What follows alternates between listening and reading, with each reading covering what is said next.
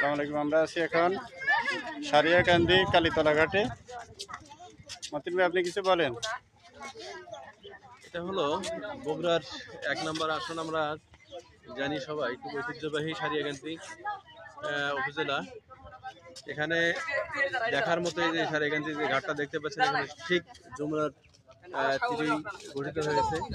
এই মুহূর্তে পানি যদিও শুকিয়ে গিয়েছে, কিন্তু তারপরে অনেক দর্শনার্থী এখানে দেখতে আসে। তারা বিকেল করে আসলে খুব দেখার মতো একটা স্মৃতি হয়ে যায়।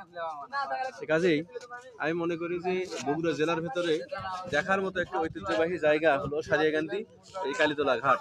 জি যেটা না আসলেই মিস করবে মানুষ। জি জি এখন আপনাদেরকে দেখাচ্ছি।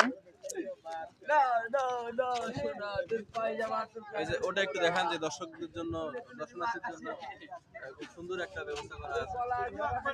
এটাকে ব্রাহ্মমান টি স্টল না? হ্যাঁ, ভ্রাম্যমাণ স্টল।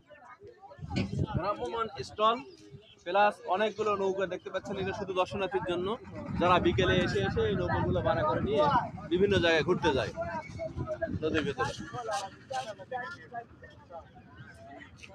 জি দর্শকবৃন্দ, আপনারা দেখতে পাচ্ছেন বিশাল নদী। নদী এখন পানি কম, চর জেগে আছে। বর্ষা মৌসুমে এগুলো পানি আর পানি, তখনকার সৌন্দর্য অন্যরকম।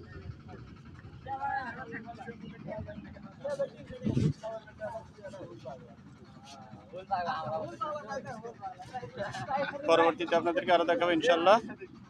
এখন এই পর্যন্ত, আল্লাহ হাফেজ।